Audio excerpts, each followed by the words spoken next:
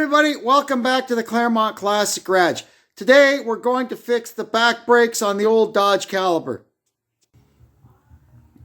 What we're up against today is a right rear caliper that's hanging up. This one here is the issue, the right rear. The left rear is a little draggy, but you can see here, after giving the brakes a few pops, it's stuck, it barely turns. Now, if we give the caliper a couple of whacks, it loosens up. So we've definitely got some kind of a problem here with the sliders or the actual piston in the caliper. So what we're going to do, we're going to take it apart. I've got new slider bolts and all the rubber parts. I've got caliper kits. We're going to overhaul these calipers and new pads. We'll check the rotors. If they're okay, we'll put them on. If not, I've got a pair of freshly turned ones we can use, and we'll put her back together. First thing we got to do is get the caliper off. And on these goofy cars, you can see here the brake hose is actually in the way. You cannot get the upper caliper bolt out.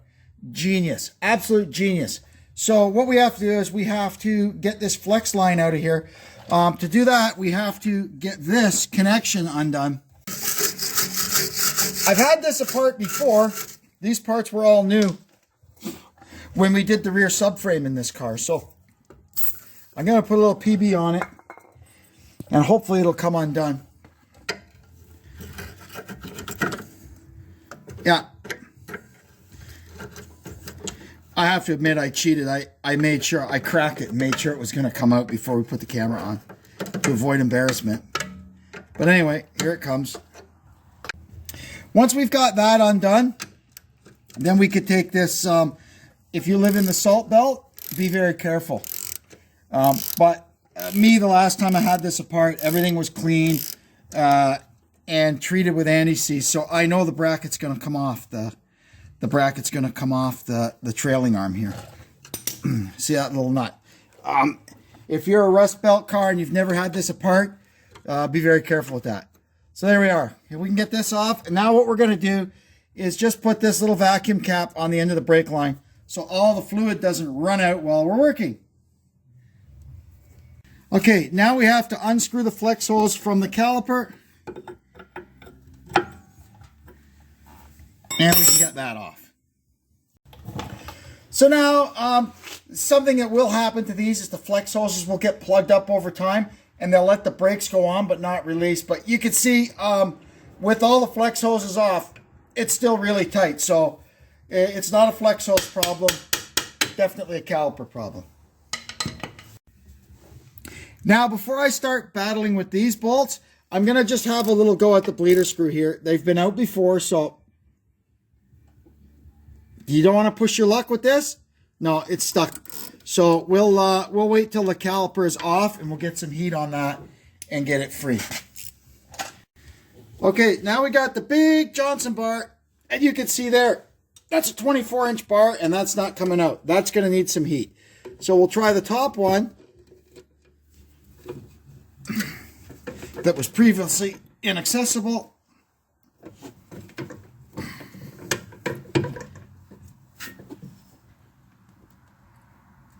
Also jammed. So we're going to have to get the torch, get these things warmed up, and go from there.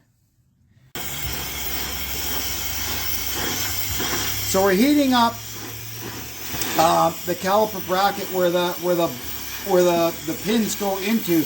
At first I heated it up, the actual caliper where it's threaded in, and that didn't seem to help. So they seem to be seized in here.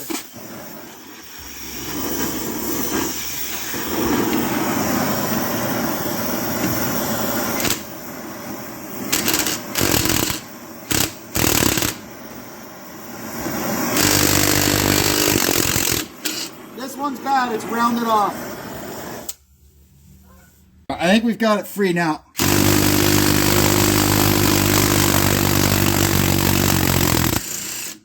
There it is. Okay, we got it. Now I'll let this stuff cool off for a minute.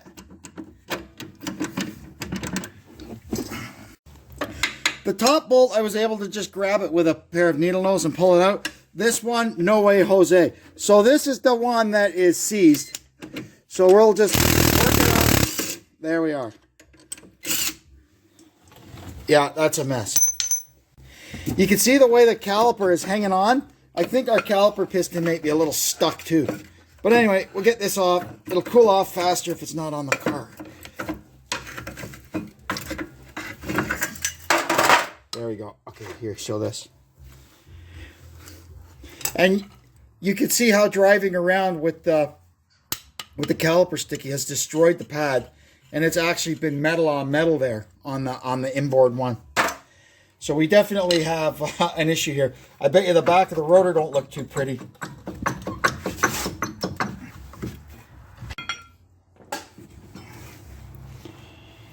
Yeah, it's actually not too bad. We could probably just reuse these, so long as the one on the other side is okay. We'll see. It does look kind of burned up. Okay, here we go. Let's see if this will come out. Oh yeah, perfect.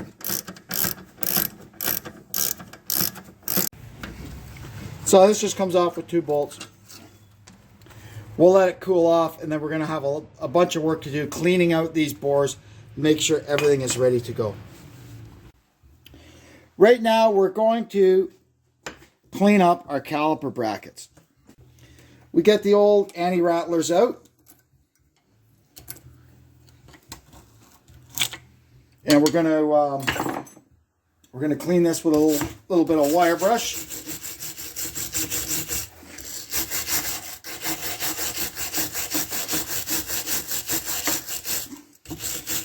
A lot of times when you've got a sticky brake, these alone will cause a problem and actually make the brake hang up.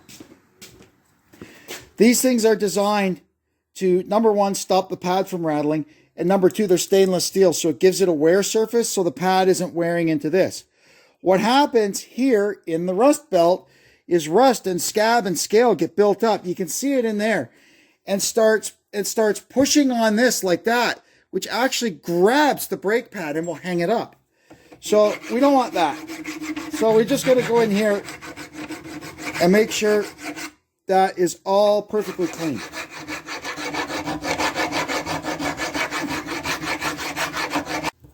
Now we're going to wire brush around here where the seals for the slider pins go on. It's also important. If it's all scabby and irregular there, it'll let water get in around, and that'll go in and stick your slider pins. That's also not good. Now we're going to get a valve guide cleaner, valve guide brush, and we're going to go in there and we're going to clean these out.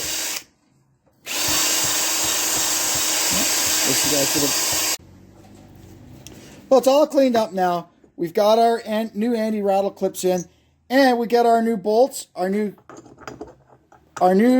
slider bolts, and make sure they've just got some freedom in there. They're nice and free. That's good. Now we can put the booties on. Here's our rubber parts for this side. First, we're going to put a little silicone grease on here. One of these, it's the bottom one on this side. It's got this little rubber on it that keeps the thing from rattling. And then these little rubber booties go on there like that. We put a little silicone grease around and use a pick and get them popped over that. So these guys, put a little grease on there to help it, and you just get it kind of started on one side, grab it with a pick and pull it over, and then just give it a twist to make sure it's on. That is this caliper adapter done. Now we can work on the caliper. First thing we got to do is get this bleeder screw out of here.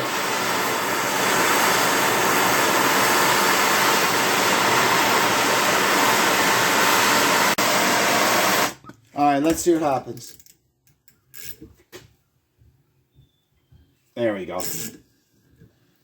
Oh, now we're going to get the dust seal out, or as much of it as we can.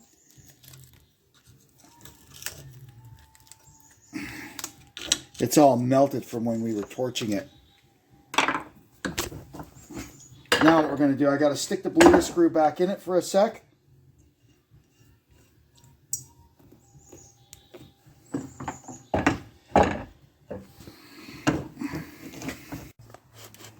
Now we're going to use compressed air to blow the piston out. We put a block of wood in there to catch it. Uh-oh. She's seized.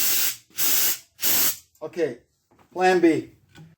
So, plan B, I managed to get some PB Blaster down it. And because this has got a little shoulder on the top of it where the dust seal goes, I was able to get a hold of it with a vice grip and get it moving. And we've almost got the bugger out.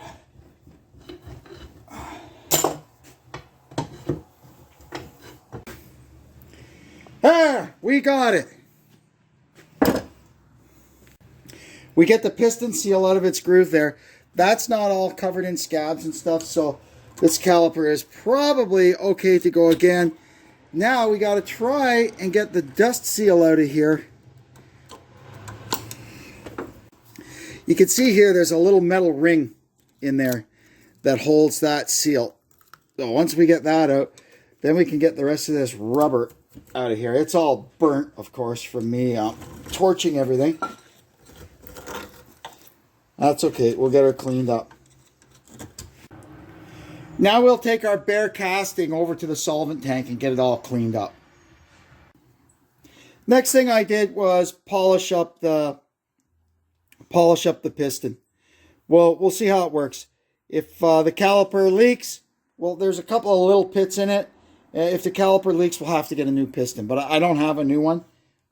So we're going to work with what we've got for now. Now we're going to get a couple of different brushes and see if we can get this thing cleaned out inside.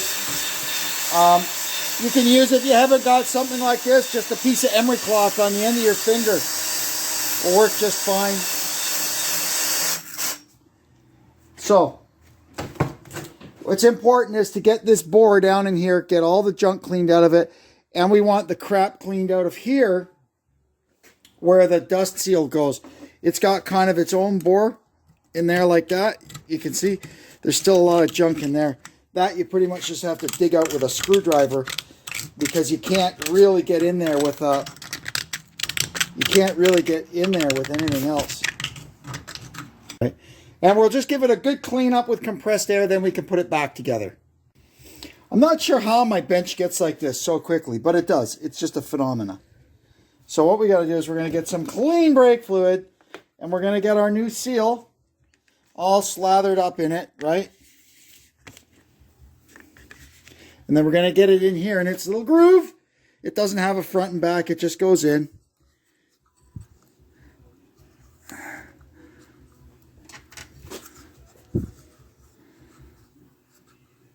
These little ones, there we go, can be a little tricky.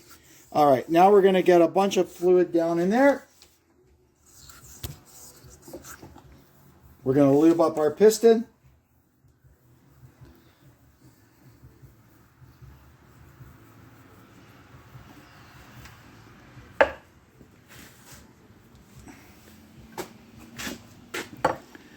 Get it started in.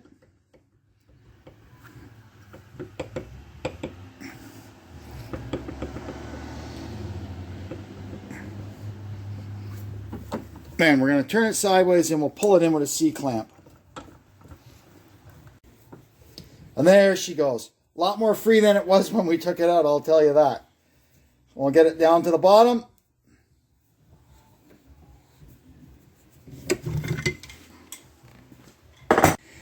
Now we get our dust seal.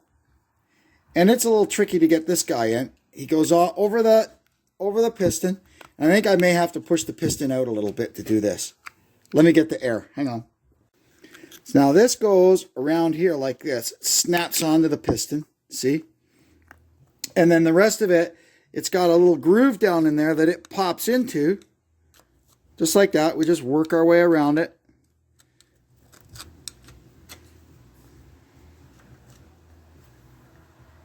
Once we've got that back we've got that in its groove, we're going to push the piston the rest of the way back in.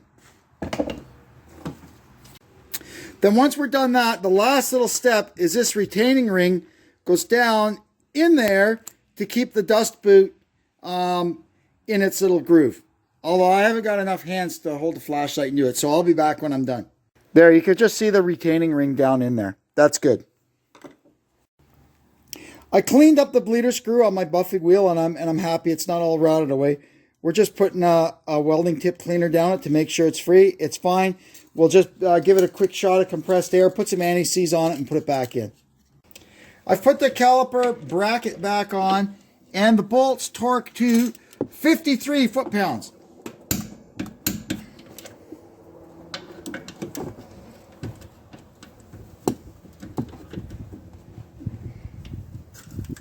There's a couple of bolts I should have replaced. But anyway, we got them. Now, we can have a fast look at our parking brake and make sure the shoes aren't all delaminating. These aren't too old. This stuff was all replaced when I replaced the subframe, so it's good. We'll put our rotor on. These are some good already turned rotors that we had in stock. There we are. Now, what we're going to do here is I'm going to just zing one lug nut on. That'll just keep the rotor straight and flat while we put the brakes together. So here's our new rear brake pads. This one just sits in there like that in the bracket, and then this one snaps into the caliper. You'll see here it's got two little index pins that go in those bores, and the little clippy thing holds it on. Sometimes it can be a little tricky, but there it goes. It's in. Now what we got to do is get this over there like that. We have to be very careful we don't muck up our new boots, right?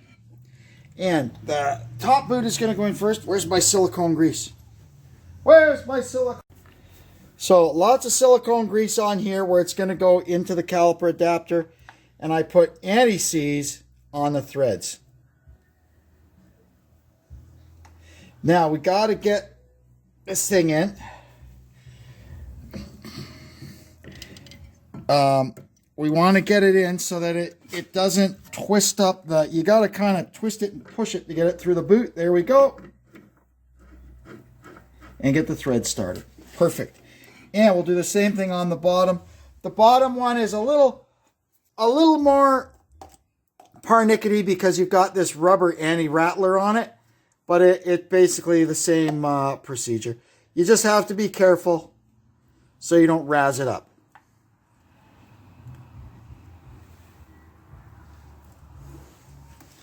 Razz it up. There's one from the 70s. Once we've got the bolts in, we torque them to 32 foot-pounds.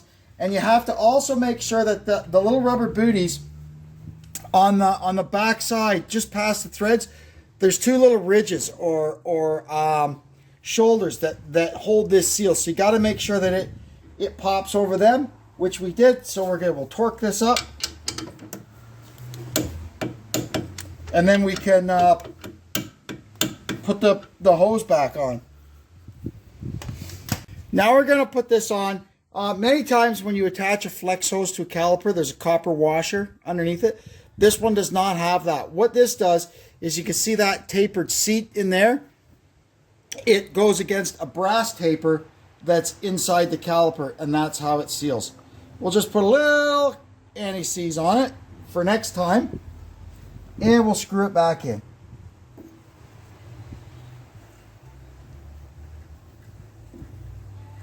Now before, I tightened that up with a open-end wrench. Just, you know, before we put the bracket back on the stud on here, we're going to get the hard line started into the flex line. It's just easier to do it now. So again, we'll put a little anti-seize on it, and we'll get it started in.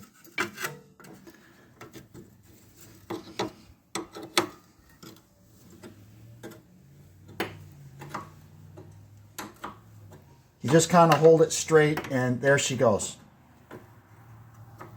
We'll get it snug and then back it off a bit so it's free to turn. And we'll get the bracket back on. There we go. Okay. Little anti-seize on that stud there.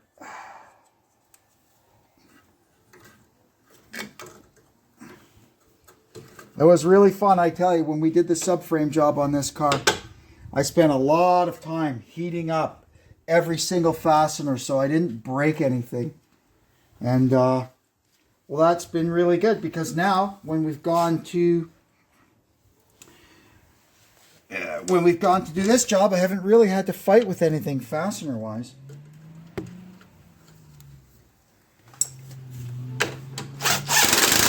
There. And now that's done, we can tighten up there. I let it sit here and gravity bleed for a couple of minutes, and I did start getting some fluid in the pan. So that's good. That's kind of the preliminary bleeding. So now I'm going to get Deb to hop in there and pump it up a bit, and we'll just make sure that there's nothing else coming out. Okay, pump it up, please.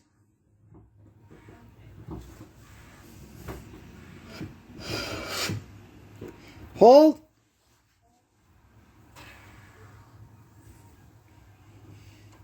One more, pump it up, please. Hold. Good. There's no air coming out of there, so I think we got it. All right, thank you. That's it for this side now. So I'm going to go and do the other side now. And if I find anything that's radically different over there, I'll show you it. But otherwise, I'll see you when we're done. We can go ahead now, put the wheels back on. The other side, it went perfectly, even better than this side, because nothing was seized. It all just came apart like Jack the Bear. So put the wheels back on, torque them up. Once it's on the floor, we'll torque them up. And then what I got to do is top up the brake fluid, and we're going to spin it around, and it's due for service now. I had it out for a little spin. The brakes work great. So now we're gonna service it up. I'm not gonna bore you with that. I don't know how many videos I've made of changing the oil on this poor old car. So I'm gonna do that. Change the oil. You know, check the lights, spray all the hinges and latches and stuff, and I'll be back when we're done. Last thing we got to do is write in our little book here all the neat stuff we did, and put that back in the glove box for next time. And that'll do it.